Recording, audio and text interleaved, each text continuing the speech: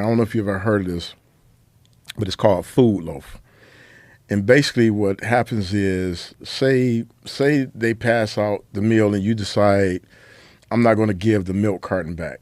Then they can put you on food loaf restriction. And so instead of getting a regular tray, they give you this loaf of everything that you would have had that day that's packed into this brick that they bake.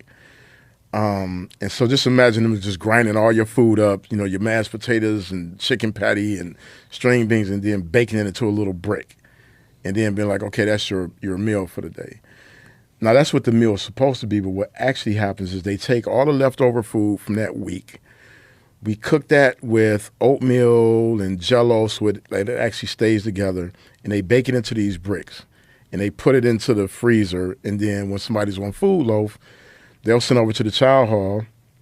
We got one on food loaf, and they'll take that brick out, warm it up in the oven, and then send it over to the cell block. And you can't eat it. It's not. It smells so atrocious. It is the most gross thing, but it meets their minimum requirement of what they have to do in terms of nurturing.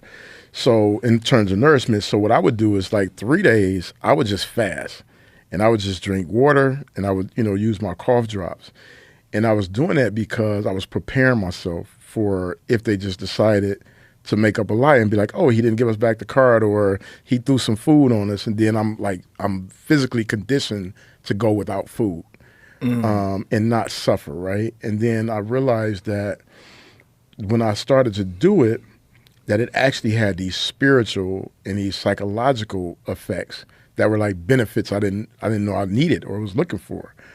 But one, really was the roots of helping me understand what it means to be resilient and what it means to be capable of overcoming a thing. And then it also just helped me self-regulate and know that I can be in control of how I feel about anything. And so the first time I did it, I felt like I was suffering. I was like, oh, this is hard. This is, this system is forcing me to have to, figure out how to be tough and all the things. But by the time I started to do it, I started to feel like, gratitude, and I started to feel like this honoring of myself.